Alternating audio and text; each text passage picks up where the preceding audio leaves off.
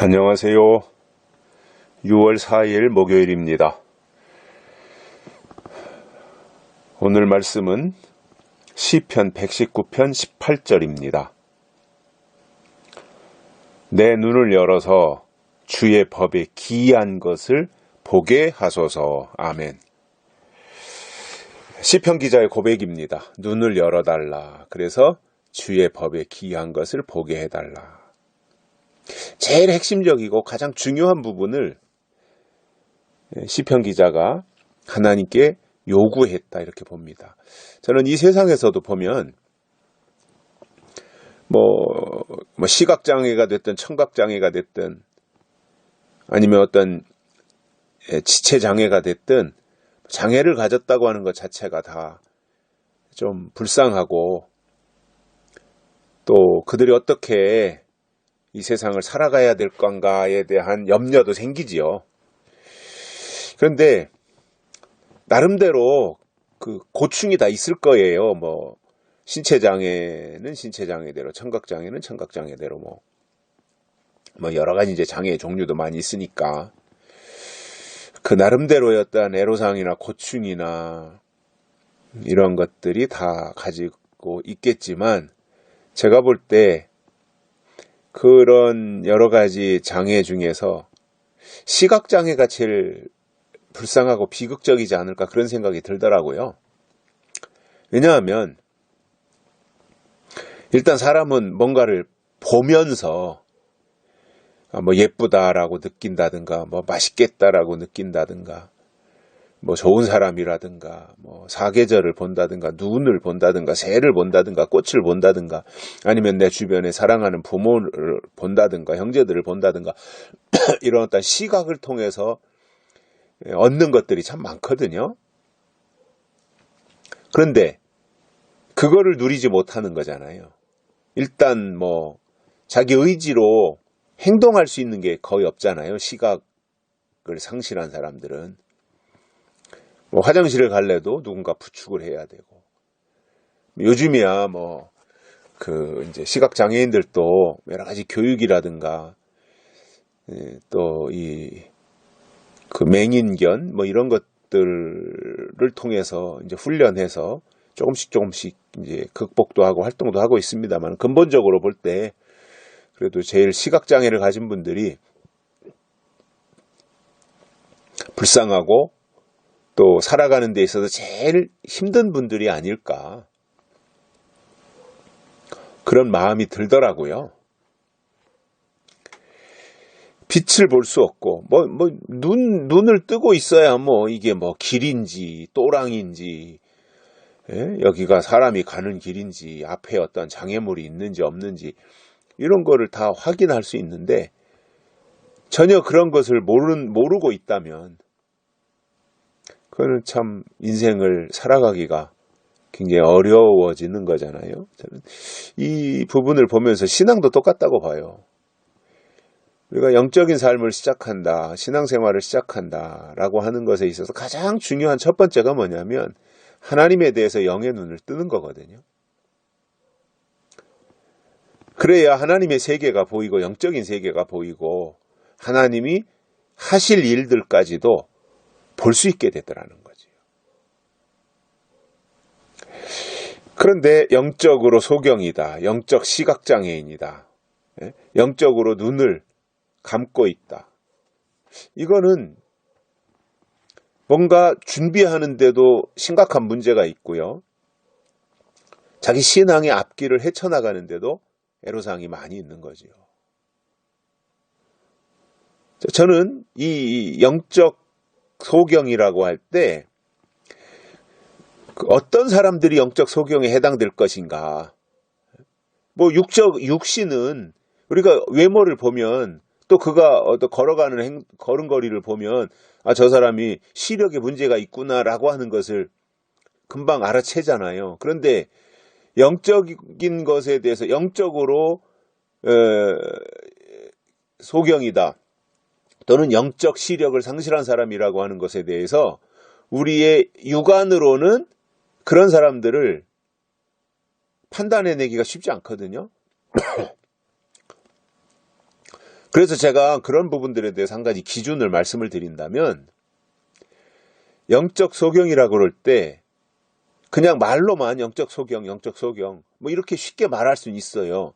그러면 영적 소경들이 무엇에 대해서 영적 소경이냐라고 하는 부분에 좀 한 발짝 깊이 들어가서 말할 수 있어야 되거든요. 그럼 영적 소경이라고 할 때 영적 소경이 무엇에 대해서 영적 소경이냐라고 한다면, 첫째로는 시대에 대해서 영적 소경이에요. 시대를 볼 줄 몰라요. 시대를.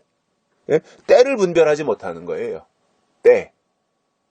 시대를 분별 못하는 거예요. 아, 지금이 어느 때냐? 아침이냐? 점심이냐? 저녁 때냐? 지금이 은혜 시대냐? 아니면은 율법, 구약 율법 시대냐? 아니면 예수님이 재림이 가까운 때냐? 씨를 뿌릴 때냐? 수확하고 추수를 할 때냐? 이런 거에 대해서 모른다면 그런 영적 소경이라는 거예요. 그리고 우리가 성경을 읽는다, 또는 그 하나님의 말씀을 듣는다라고 하는 이 모든 과정이 뭐냐면, 하나님에 대해서 영의 눈을 뜨기 위한 것이고, 시대에 대해서 영의 눈을 뜨기 위한 거예요. 그런데 20년 믿었네, 30년 믿었네 하는데 전혀 때를 분별하지 못한다면은 그는 영적 소경이라는 거예요. 분명한 사실입니다. 이건. 또 때를 분별하지 못하고 시대에 대한 어떤 인지 능력이 떨어진다라고 하면 영적 소경이라는 말씀을 드렸고요. 또 이런 것들도 있죠. 교회를 분별할 줄 몰라요. 교회를 볼 줄 몰라요. 교회를. 이게 영적인 교회인지 육적인 교회인지, 그냥 십자가만 붙어있으면 다 교회라고 생각하면 이게 2단인지 3단인지 이런 것에 대해서도 전혀 관심도 없고 그냥 막연한 가운데서 개념도 없고 기준도 없고. 왜 그렇습니까? 영적 소경이라는 이야기예요. 마지막 때는 교회가 해를 입은 여자에게 속한 영적인 교회가 있고 음녀 여자에게 속한 육적인 교회가 있어요. 그걸 분별할 수 있어야죠. 영적인 교회냐 음녀 교회냐 이거를 분별할 수 있어야죠. 그래야 눈을 떴다는 증거가 되는 거잖아요. 또 이런 것들도 있습니다. 설교하는 목사들을 분별할 수 있어야 됩니다. 그 설교하는 설교자의 영이 하나님께 속한 사람이냐 세상에 속한 사람이냐를 볼 수 있어야 돼요. 이게 영의 눈을 뜬 거예요. 은혜시대 때는요, 신학교만 다녀도 주의 종이라 그랬어요. 그리고 하나님의 일을 한다고 하는 이유로 소중히 여겼어요. 은혜시대 때는. 그런데 마지막 때 와서 사탄이가 교회를 장악하고 목회자들을 다 장악을 해요. 그러면 깨어있는 눈뜬 신자들이라면, 아, 설교하는 저 목사가 하나님께 속한 목사냐 사탄에게 속한 목사냐 이걸 볼 수 있어야죠. 어떻게 보냐고요? 설교를 들어보면 보이지요. 그게 설교 내용 속에 약속이 있느냐 없느냐 이거 보면 되거든요. 설교 내용 속에 이 시대에 주신 하나님의 약속이 담겨져 있으면 그것은 하나님에 대해서 눈뜬 목사다 이렇게 보시면 되고요. 설교라고 뭐 이것저것 가져다가 유창하게 설교학을 다 공부했으니까 설교학 박사들도 있고, 그러니까 서론 본론 결론 해가지고 아주 뭐 20분에서 25분 동안 쌈박하게 아주 요리를 잘하고 양념을 잘해가지고 아주 먹기 좋게 해서 듣기 좋게 요리해가지고 들려는 주는데 그 속에 하나님의 약속이 없다? 그러면 하나님의 종이 아닌 거예요.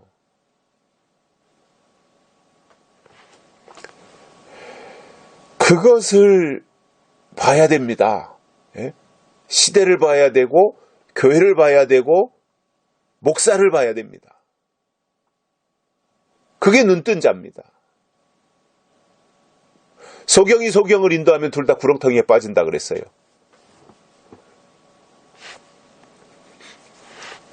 소경의 인도함을 받으랍니까?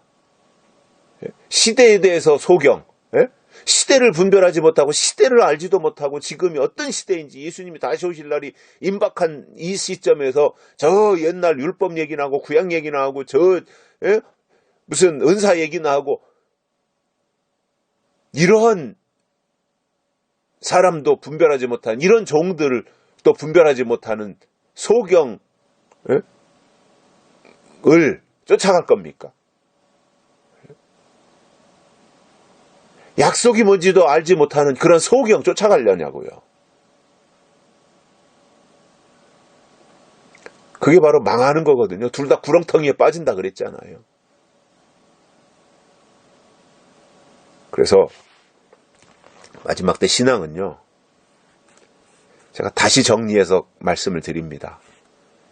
첫째, 때 또는 시대 이거에 대해서 분별을 볼 수 있는 눈을 뜨셔야 됩니다. 둘째, 교회를 볼 수 있는 영적인 교회냐 육적인 교회냐, 해를 입은 교회냐 아니면 음력교회냐 이거를 볼 수 있는 눈을 뜨셔야 됩니다. 셋째, 그 목사가 하나님께 속한 목사냐 사탄에게 속한 목사냐 이거를 봐야 되는데 그 기준이 뭐라 그랬어요? 그 사람 속에 약속의 말씀이 있느냐 없느냐 이거를 딱 보면 이 세 가지는요 분명히 나오게 돼 있어요. 그리고 이 세 가지에 대해서 눈을 떠야 그 사람이 하나님께로 가는 거지 그 세 가지 중에서 눈을 못 뜬다. 하나라도 떠야 돼요. 사실은 지금 시점에서는 하나라도 뜨면 얼마 가서 두 번째 눈을 뜰 수 있고 세 번째도 눈을 뜰 수 있어요. 근데 셋 중에서 하나도 눈을 못 뜨고 있다. 가능성 없습니다. 그리고요 약속의 말씀, 예언의 말씀을 듣는다면 방향을 한 방향으로 정하고 가야 돼요. 눈을 왜 뜨는 거예요? 첫째로는 눈을 뜨는 게 목적이에요. 처음에는 그죠? 아니, 소경이야, 장님이야, 눈 뜨는 게 일단 목적이잖아요. 그러면 눈을 떴으면 왜 눈을 뜨게 했냐는 거예요. 하나님의 뜻을 보게 하기 위해서잖아요. 하나님의 하실 일을 보게 하기 위해서 눈을 열어주시는 거잖아요. 그러면 그 길을, 그 뜻을, 그 나라를 보고 가면 헛길로 안 빠지죠. 미혹 안 당하죠.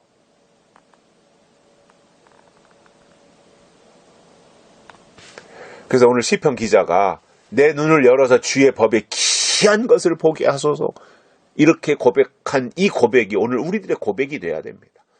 하나님, 이 시대에 내 눈을 열으셔서 마지막 하나님이 하실 하나님의 법에 기이한 것, 그야말로 신비로운 것, 신기한 것, 이러한 것을 보게 해달라. 그게 뭐예요? 요한계시록이 이루어지는 것을 보게 해달라는 거죠.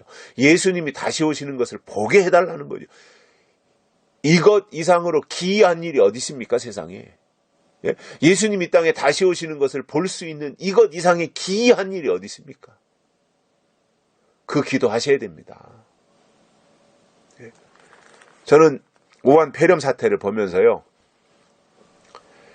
이게 이렇게 크게 번질 줄 누가 알았어요? 예? 작년 12월 달부터 중국에서 퍼지기 시작해가지고 처음에 중국이 쉬쉬하는 바람에 감추려고 하는 바람에 이게 그냥 온 세계에다가 다 그냥 독버섯처럼 졸지에 다 퍼져가지고 이 난리 난 상황이 되었는데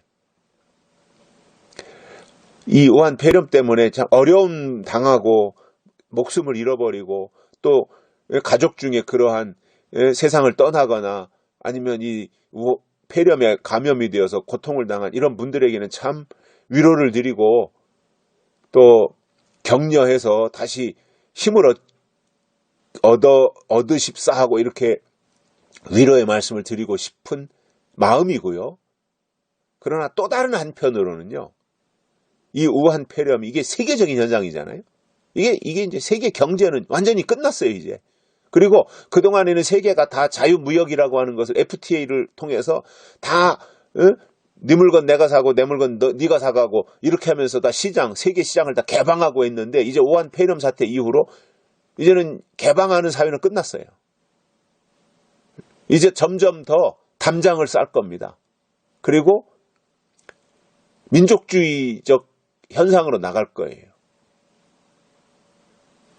그리고 자국을 먼저 생각하는, 자기 나라를 먼저 생각하는 이런 방향으로 나갈 수밖에 없어요. 이 흐름이. 그래서 저는 그렇게 생각이 들어요. 우한 폐렴이 세계의 흐름의 방향을 바꿔놓겠구나. 그리고 뭔가 새로운 판을 짜겠다. 새로운 형태의 구조가 이 세계를 이끌고 가는, 이 세계를 경영해가는 새로운 형태의 뭔가가 나올 수밖에 없다는 것을 저는 직감하고 있습니다. 분명히 그렇게 될 겁니다. 그동안 자유무역에 의해서 유지되어 왔던 이 나라마다 경제가 활성화되고 부강하고 국민소득이 늘어나고 하는 이런 시대는요, 이제는 한동안은 안 올 것 같아요. 거의 이제 그런 시대 끝났다고 보는 것이 맞는 것 같아요. 그리고 아직 우리가 모르지만 새로운 형태의 판이 짜질 것 같아요. 새로운 형태의 판. 그리고 이러한 것들이 어떤 예수님의 재림으로도 연결될 것이다. 저는 그렇게 예상을 하고 있습니다. 그리고 또 한 가지는 제가 폐렴 얘기가 나왔으니까 한 가지 당부드린다면 방심하지 마십시오. 우리나라에서도 선거 전에는 40명, 30명, 20명, 10명 밑으로까지 줄여놨다가 지금 다시 40명, 50명, 며칠 전에는 70몇 명, 80몇 명 이렇게 늘어났었잖아요. 이거 수습 안 됩니다. 그리고 이 여름 동안에는 이제 다 창문 열어놓고 문 열어놓고 하니까 공기가 환기가 되고 순환이 되고 이래서 조금 덜하지만 이제 이것이 올 여름 지나고 가을 찬바람 나면요, 그때부터는 걷잡을 수 없을 거예요. 이게 다 전문 감염학자들이 하는 얘기예요. 세계의 감염학자들이. 그래서 방심하지 말고 긴장의 끈을 놓지 말자. 그리고 철저하게 자기 자신의 어떤 스스로를 지키는 자체 방역 이것을 하고, 또 되도록이면 제일 중요한 게 이제 면역력이잖아요. 면역력을 증가시킬 수 있도록 적당한 활동을 한다든가 햇볕을 쬐인다든가 아니면 면역에 도움이 되는 음식을 섭취한다든가 이렇게 해서 스스로 대응하는 수밖에 없어요. 그럼에도 걸리면 할 수 없는 거고요.